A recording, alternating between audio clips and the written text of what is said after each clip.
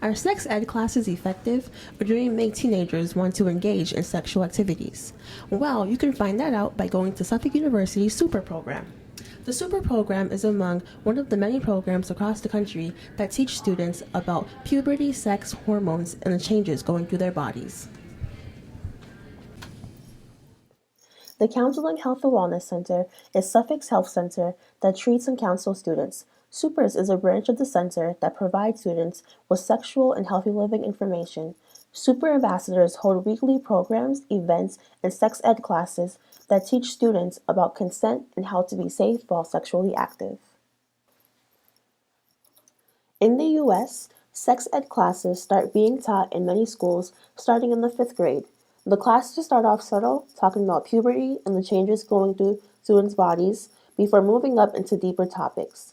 The topics can range from sex, consent, abstinence, healthy living, STDs, and teen pregnancies.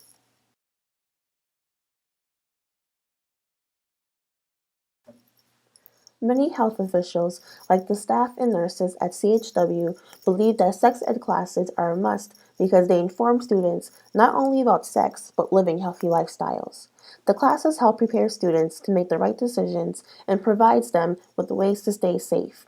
It also provides a safe and welcoming space where students can ask any questions and engage in conversations with people their age. It allows the students to be comfortable and open because most students are always feeling the same. The Supers are an on-campus sex ed group that provides peer-to-peer conversations with fellow students that have health questions. They provide them with the right information and protection they need. The ambassadors also hold various interactive and educational events while advocating for changes on campus dealing with students' health. The Supers in CHW also connect students with different sexual health programs and groups across the city, such as volunteer opportunities or support groups. Their office is always open and prepared for students to come in and seek information or to just relax and talk.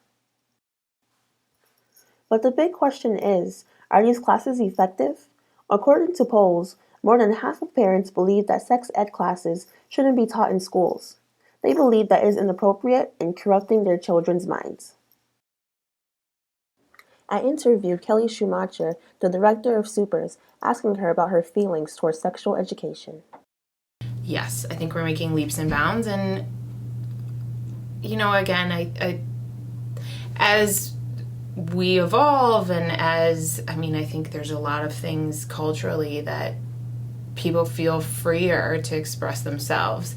You even look at like the LGBTQ movement.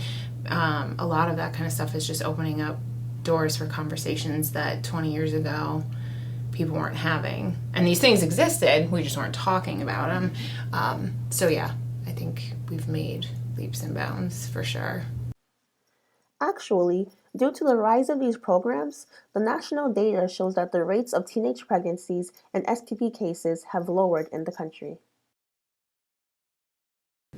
So what do you think about sex ed programs? Should they be taught in schools, or should it be left up to the parents? I'm Shay for Suffolk U News.